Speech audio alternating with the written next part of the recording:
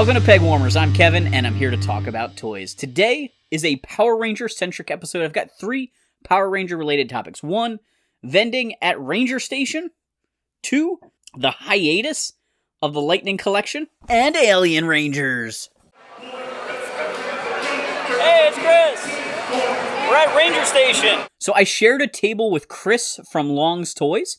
He's a YouTuber that reviews Transformers, Power Rangers, and a lot of like Sentai and Kamen Rider toys. He puts out videos very frequently. He does a lot of like Japanese toys. A very quick turnaround. Like he gets stuff real quick and posts them. So if you want to see a toy firsthand, and it's kind of in his wheelhouse, it's a great channel to check out. His link is in the description below. But anyway, Chris and I shared a table at this show. I was selling a lot of loose vintage Power Ranger figures for the most part, some of my Imagine X collection, which Chris and I actually talked about in a previous episode of Pegwarmers. And Chris had a lot of doubles of various mini-pla and model kits and different candy machine toys and things from Japan. So we had a pretty varied array of stuff at our booth, and I hope that the people that bought from us, really enjoyed what they picked up. This was the 3rd Ranger Station to ever be held, and it was held in Hall E at the Greater Philly Expo Center in Oaks, PA. The Philly Expo Center is where RetroCon and Too Many Games happen, so there's other larger cons that I go to there. This was much smaller, but it was dedicated to just one brand. They had a pretty amazing guest list. I think that's kind of like the big draw. This is a Power Ranger guest and cosplayer show, and then sort of like the 3rd tier was the vendor area. There were a few vendors there that had some really high-end stuff, like Japanese imports and things like that. And then a lot of people that were selling Lightning Collection or loose vintage toys, things like that. The guests included Karen Ashley, the 2nd Mighty Morphin Yellow Ranger, Allison Sullivan, the Wild Force Yellow Ranger, Jason Font, Michael Kappen, Kevin Klemberg, and Deborah Phillips, who were all Time Force Rangers. That's Time Force red, blue, green, and yellow. Amy Roll was there from Power Rangers Lost Galaxy. She played Drakina. She was actually in an outfit, which was amazing. I don't know if she made it herself or a cosplay group had made it for her, but she looked fantastic in character. Li Ming Hu was there. She was the Silver Ranger from RPM. She was in a homemade costume too, and in fact, I didn't realize it was her. She walked around the con so much, I thought it was just a cosplayer that looked a fair amount like her until later on I realized, oh my gosh, that was actually her that we were talking to. And then the most recent guest to be there, Jordan, from Dino Fury and Cosmic Fury as the Gold Ranger, was in attendance. So I mentioned before, our booth had a nice layout with we kind of divided the table down the middle. I brought some shelving units to kind of give some stuff some height. I'll put the other chair next to it to invite people to sit down and dig through it. There you go. I had some Imagine X. I had tons of loose Rangers. A few odds and end items that weren't Power Rangers also sprinkled in there. My first sale was to a girl who wanted to buy a loose Power Ranger. It was marked for $3, and she said, "Would you take $2.50?" And I was like, well, I don't have change with me. I don't have 50 cents. And she goes, well, I do. So I said, sure, I'll take $2.50. So Chris and I, that was like a running joke all day about would you take $2.50 for it? Chris actually did really well. I think the crowd was so Power Ranger centric that they had a lot of the stuff that I brought with me. And they were very interested in the Japanese toys that Chris had there for sale. When we got to the convention, they were setting up tables, and we went in, we picked our spot, and started unpacking our stuff. It was kind of hot in the beginning because the air conditioner was not on in the convention center during loading. But once they shut those doors and kicked the AC on, it started to get much nicer. The crowd started to form by the doors, and before we knew it, they let people in, and we were up and running. The guests had a row all to themselves, but then they also came over to a panel area at different points for different events. Some of them talked about things. Some of them had photo shoot opportunities that you could book. And so you would go to a certain spot for all the Jason Font photos or, whichever team or like color combination. I think they had a yellow Ranger photo shoot at one point. The cosplayers had really great outfits. And I think this show was really awesome if you were like a cosplayer and you wanted to come hang out with other cosplayers. There were so many amazing Ranger suits. Lots of Green Rangers, lots of Red Rangers from Mighty Morphin, a couple of Blue Rangers from Mighty Morphin, but also other Rangers. There was a Red Time Force Ranger there. There was a Red Psycho Ranger. And there were also people that had their own custom suits. There was a Charizard Ranger, and a handful of other ones that, I didn't always know what they were supposed to be, or they combined different Rangers. Like there was a White Jungle Fury outfit with a White Ranger from Mighty Morphin helmet, at one point. Even other cool stuff too, like, Lord Draken. There was a female Goldar cosplay. Lots of cool stuff. And of course, the Mighty Morphin Megazord was there. Oh, another one that was really awesome. There was a Dino Charge Red Ranger suit. I actually talked to the cosplayer for a little while. He was buddies with Chris, and we talked to him before the show floor really opened up. But his suit looked fantastic. There was one really weird thing at the show. We noticed these beheaded Ninja Turtle heads or masks on a cosplayer's table early on in the show, and we're like, what is going on with that? And then a little bit later, we saw somebody suiting up, and it all made sense. They were from the Ninja Turtle Power Ranger crossover comics that they made figures of in the Lightning Collection. They actually had 4 different people. They had all 4 turtles there. They had turtle heads on with the Ranger suits, and they carried the Ranger helmets. They were fantastic. So along with Chris and I being there as vendors, we also ran into some other YouTubers. Bruno and Mia from MMPR Toys. They're probably some of the more famous Power Ranger reviewers out there. They were there. They're local to this area. I see them at RetroCon and other shows. But it was, cool to get to meet up with them, talk to them a little bit. I actually walked by as Bruno was playing with the in-space Megazord here. He actually made a video, or was making a video in that moment, so this is sort of YouTube inception. And the guy in the background there is from Pronghorn Heroes, another YouTube channel. He and his friend already knew Chris from Long's Toys, and so the 4 of us kind of chit-chatted quite a bit at our booth at different times throughout the con. Really awesome people. They make cool, morph sequence videos. So you can check those guys out as well. Links to all these YouTubers I mentioned are in the description down below. So all in all, I feel like people came to meet the guests, and the cosplayers came to hang out with the cosplayers. We did okay at vending. It didn't light the world on fire. I've done better at other toy shows, but this was the first time I ever did a Power Ranger-centric toy show. And like I said, I feel like because it was such a dedicated fan base, having such common stuff maybe is the reason it didn't really fly off the shelves. It'd be like showing up to a G.I. Joe convention and only having figures from, 85 to 88. Those are really popular years, and probably the diehards have them already. So that's kind of my theory. But I did sell some stuff.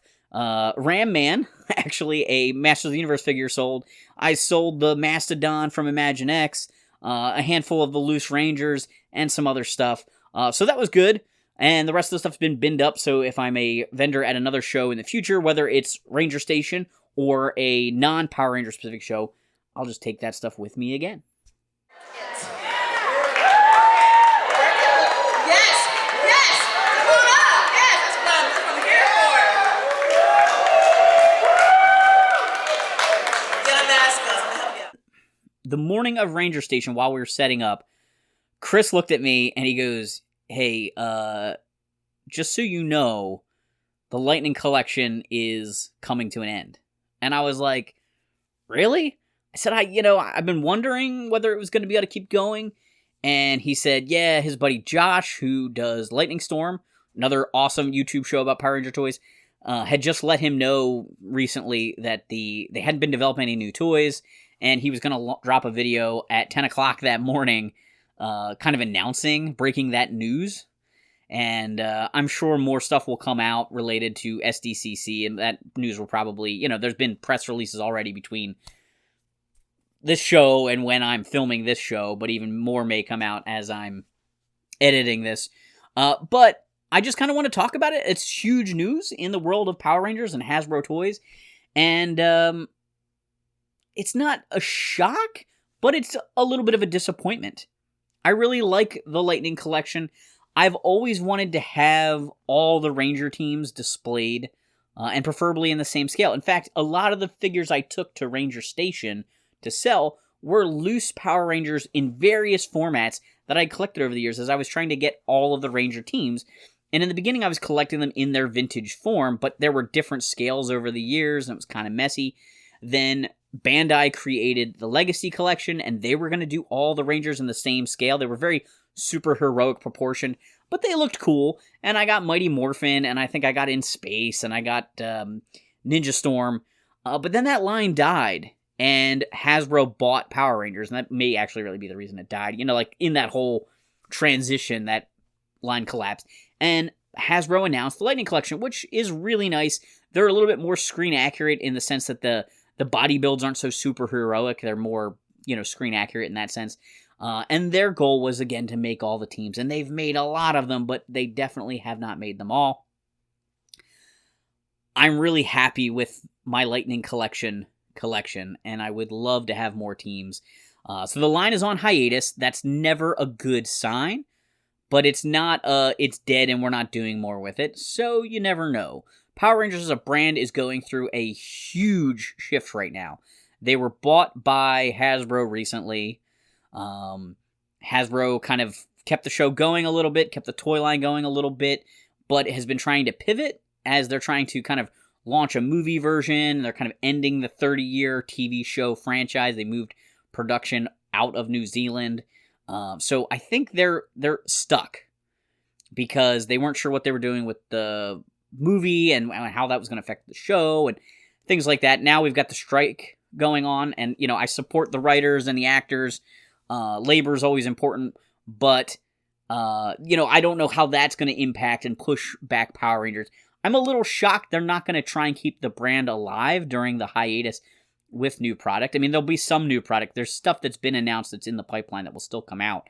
But if they're not putting new things into the pipeline, eventually it stops. So maybe the hiatus will be short and they'll start the pipeline back up for future stuff soon. We'll see. But one of the cool things that we got here at the tail end, before the hiatus, was the Power Rangers Alien Ranger box set. And I would not have a problem if the line came back like this. If it really had to be more of a collector line, if it wasn't going to be at retail, if Amazon would carry these box sets with complete teams, I'd honestly be okay with that. I'd even be okay with paying a little bit of a collector premium to get all the teams in a matching format. I would like the unmorphed heads. It's okay with the Alien Rangers that they didn't come with them. Those heads are so weird. I wouldn't display them that way anyway. But there are a bunch of teams we don't have. There's a few teams they've started, but they did finish off most of them. And that's at least a good thing. And I don't know if they kind of knew this was about to happen, so they started trying to, finalize some teams.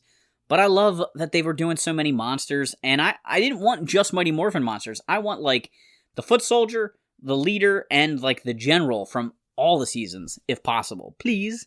But, if we have to just get a few monsters of the week from Mighty Morphin, that's okay too.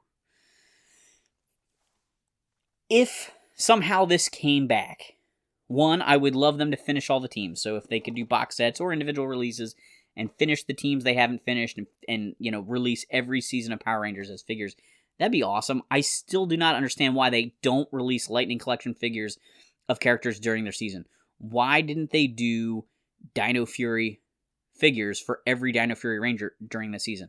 Why aren't Cosmic Fury figures coming out when Cosmic Fury comes out?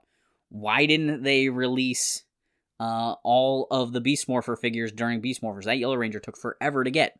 It doesn't make any sense to me how they're promoting the brand this way, but I like Power Rangers. I love the Ranger costumes, but I really love the monsters. So some of the things I wish they had done, or if it came back from a hiatus, things that they could do. Bone, I believe his name is Bone. He's like the skeleton with the hat and a cape and a sword. Power Ranger bad guy. Would have been a fantastic monster to do in the Lightning Collection. I would have really liked to have gotten him. Maybe Terror Toad, but he's a little bit like Piranha's Head, maybe. But Terror Toad would have been cool. I kind of would have loved a Babu and Squat 2-pack to get those guys out. And I know this is really off the beaten path, but I would have loved a Bulk and Skull 2-pack for the Lightning Collection. Yeah. So those are some of the things that I really wish they would have done for Lightning Collection, and maybe we'll still get some of those things. We'll see. They just started doing Turbo, and Turbo is a fairly popular season. They didn't do Ninja Storm. They didn't do Jungle Fury. There's some good seasons out there that they probably should have. Even Ninja Steel never got any figures. And I kind of like the costumes. I know that the season's so-so, but I think the costumes are cool. Actually, Megaforce. I really like the Megaforce costumes, too. I'm not so wild about the pirates from Super Megaforce. But Megaforce, I liked the pirates. Or I liked the angels, whatever that season was called in Japan. I like those costumes. I would have loved to get figures of them. I know that might not be the most popular season of Power Rangers. But I enjoyed those suits. So, I did tease this. I do want to take a look at this a little bit. I love this box art. It's so fantastic. I might actually save this. You guys know I'm on a quest to save less toy cardboard. But this box looks so gorgeous. I might save it. So, the Alien Rangers. I hated them as a kid. I really disliked them. So, I grew up with Mighty Morphin. I was in late elementary school, so I didn't really have a lot of Power Ranger toys. But I liked the show. And they turned everybody into little kids. And then the Alien Rangers were doing all the fighting for them. And it was like a bizarre thing to have happen in Power Rangers. We didn't really get to know the aliens very well because they couldn't be on Earth for very long. And they all kind of had prosthetics that made it hard to tell who was who. I don't know. I just couldn't get into the Alien Rangers. And so therefore, even when morphed, I didn't really care for them that much. And we didn't see them morphed all that much. They mostly just, got in the Megazord, it seemed like. At least that's what it felt like to me. But I watched the Sentai series. Ninja, I believe it is, that those suits come from and those Zords. And it's a weird season because it's got some of the Batman 66 like sound effect type things going on. But I really got to like the suits through watching that full season and really getting to see them shine. And so I'm really glad we got figures made of them. All right, so here is our windowless packaging. Each Ranger's bagged and then has their weapons in a bag next to it. This is going to make such a racket on camera, but I just kind of wanted to check these guys out a little bit.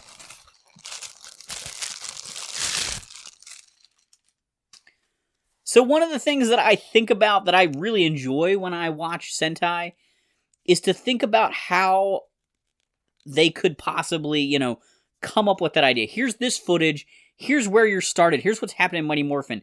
You figure it out. And, if they had chosen not to do the Alien Ranger route, what would they have done? The White Ranger from this series is a woman, and they already had 6 Rangers, and this season didn't really have 6 Rangers. So, they did deal with that later, eventually. With, Turbo, somebody had to step down to let somebody else have a spot. You know what I'm saying? And they sort of dealt with it a little bit. Kimberly was having, power issues because she didn't have a Zord in this series, really. She just kind of rode around in Tommy's Zord. There were some things they had to deal with. And I don't know how to have made that better, but it's an interesting challenge when you're just using footage from a different show. And I guess they couldn't be real picky with which season they picked to use. I don't know if there would have been a better choice, another season previous to Mighty Morphin or something like that would have had the right suits to line up. But I've got the Yellow Ranger out of the package here. He seems a little bit bulkier than I would expect. A little bit more, not crazy super heroic, but just a tad bit more muscular, especially in his arms, than I picture him in the show. For some reason, the Alien Rangers I picture as being really thin. Alright, here's the White Ranger. I think one of the other tough things about the Alien Ranger series was that it was hard to get to know the characters. Like I said, they weren't on screen for all that long per episode, and they had the face coverings, and they had kind of silly names, and it just made it hard to get to know them. You didn't really get a lot of personality out of them because the show didn't focus on them. They were just there to come in and help with the fights. And I guess with watching the Sentai made it a little easier to kind of get to know the characters a little bit, or even see the suits enough to really start to enjoy them. All right, so there's the White Ranger. I love that they took scale into account with these guys. The White Ranger is so much shorter than the Yellow Ranger here. All the guys have the same body build, but the female Ranger has a smaller one. They didn't take height into account too much in this line, I don't think, with the other series.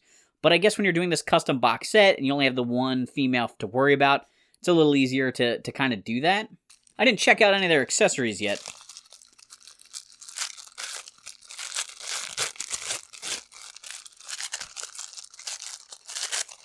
Whew, that's really bent. So they have a small weapon that can go in their holster on their hip. They also come with a backpack holster for their main weapon, which pegs onto their back. I love that kind of accessory. There's also some replacement hands. There is a pistol or a blaster accessory. I don't know if the blaster fits in that holster. It's been a long time since I watched it. I'm not even sure which weapon they use the most. Blaster or those little swords. The blaster doesn't really seem to fit. The dagger definitely seems to fit better into the holster. And then there is like a lightning effect for each figure. Some of them are blasts for the blasters, and some of them are like swirls to go on the swords. And then there's some replacement hands. So right now the White Ranger has accessory holding hands, but she does also come with some like, kung fu grip kind of karate chop hands. Here we have the Black Ranger. So the Black Ranger has a gold belt, while the Yellow Ranger has a black belt. Without looking at some reference, I don't know what is 100% screen accurate on these guys. I know that really drives some fans insane, and I get it. I want them to be screen accurate. I don't stress quite as much as some people do, but paint work and quality control issues with figures have been a big problem with the Lightning Collection, and I'm hoping that if we're on hiatus for a little bit, that maybe they can figure out some of these things with the factories and really try and straighten out some of those issues. So if we do get to keep going forward with this line, the future releases will be a little bit better. In the comments down below, let me know, are you collecting the remastered Mighty Morphin figures? They're re-releasing Mighty Morphin. They don't have the pins in their joints now. They have new head sculpts. They come with their morphers and hands to hold them. They're really nice, but I kind of don't feel like buying Mighty Morphin again. The Blue Ranger is a really nice color. Like, it's a very different blue from early on in the Power Rangers history. You don't see a whole lot. They don't tend to vary that shade of blue too much, and I just kind of like it. I think he looks good. He's got a gold belt as well. And our Red Ranger, who got to appear in Forever Red. The Red Alien Ranger. He looks great. Gold belt here. These guys are pretty cool. I'm excited to have these. I gotta make room for them on my shelf. I was not a fan of Alien Rangers as a kid, but I've come to embrace it. I get it. It was part of the history of the brand, and, part of them transitioning. Maybe it had something to do with, maybe it was one of the pieces in deciding down the road, we need to switch teams every year, every 2 years. You had the Mighty Morphin Rangers. They used all the footage up. They filmed extra fights to keep going. Then they had to switch over to new Zords. They introduced the White Ranger costume.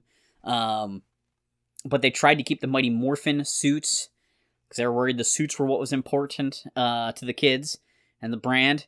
But then eventually, finally, they did bring in the Alien Rangers, and maybe that was just a test. They only did it for, like part of a season. But they were planning on going to Zeo at that point, because the Zeo crystal's part of that whole storyline. But Zeo, they switched suits. And then Turbo, they switched suits again, but they had a lot of cast turnover in that era from, in Turbo, they switched basically everybody partway through. And then carried over a lot of the people for In Space, but not quite everybody, introduced some new people, and then they sort of got in this cycle of, like, rebooting all the time, keeping some continuity overall, but new actors. And that's probably a good idea, because you can't keep a cast in a show like this forever. There are some shows that they pay well enough, and the acting is, like, meaningful enough to the cast, and they'll just stay forever. Seinfeld and The Simpsons and Friends, what other shows have been on forever? Cheers. But even a show like Cheers, had cast changes and things like that. And this is a physical show, and they're young actors, and they didn't pay them that great, so you know that people are going to want to come and go. So being able to switch people out is probably a good idea. Being able to switch up the suits was great for selling toys and for keeping the brand fresh. So I didn't like these guys as a kid, but I really do enjoy them now. And this set was pretty cool. I think this might be a good solution. I don't know if this was a test of the market to see if people would buy a full team at once. Granted, this was only 5 figures, and most teams have 6. But I think they could probably put a 6th Ranger in that pack and still have it sell. And Hasbro must have data. There must be data. Maybe they don't have it because they didn't do the toys for years, but I would think when they bought it, they would get that data, or they could somehow get that data through, research and polling, of which are the most popular teams. Obviously, MMPR sells the best and is always popular. SPD is a really popular one, and that's one of the brands they did super early in Lightning Collection. They started doing a lot of those guys. But, there's probably a few seasons that are risky. Operation Overdrive is often flaunted as being, not a good season.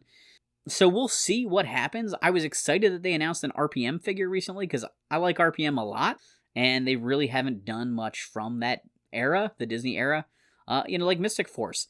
If they did a pack like this, I would buy it, but I don't know how popular that season is. It's just one of those weird things that marketing and budgeting, and there's a lot of things they have to, line up and justify, and that may be the reason that we never get a complete, perfect series of these. I know people got tired of buying Mighty Morphin re-releases. I personally did too. There was some vitriol on the internet recently about people not supporting the Ninjetti Rangers. I didn't buy the Ninjetti Rangers. It's just the Mighty Morphin guys again in like a pre-suit they would wear before they finished morphing. And I just wasn't really that interested in that. At the price that they're selling them at. I wanted more teams. I wanted new characters, not just the Mighty Morphin ones again. I already bought the regular releases. I bought a bunch of them in 2 packs because there was a villain packed with them that you weren't going to get otherwise. I also bought clear versions of a bunch of them, like the glitter armor versions, because you got different heads with them. And I kind of decided with Ninjetti and then with the re-releases, the upgraded, I'm blanking on what it's called right now. I talked about it earlier in the episode, but the Mighty Morphin 2.0 figures that can hold their morphers and stuff. Those guys, I just kind of decided I think I can live without them. I don't have the room on my shelf to put every release up. I do like sometimes upgrading a better version of a character, which is why I bought a lot of the crystal guys to get the other heads. I'm not displaying the glitter armor variants. I'm just picking which heads I like and things like that for the Mighty Morphin team. And the new ones have amazing heads, but I just couldn't pull the trigger. Keep throwing new teams at me, Hasbro, and I will be a happy collector. Also sneak in a few monsters there if you could. Alright guys, in the comments down below, let me know what you think about the Lightning Collection. Is this it? Are we done? Is it dead and they're not telling us? Or is it really just on hiatus and it's coming back? Do me a favor, hit the like button. Subscribe if you haven't done so already. Please share this video with a toy collecting friend. And if you want to support the channel financially, consider joining us on Patreon. Alright guys, thanks for hanging on the peg with me.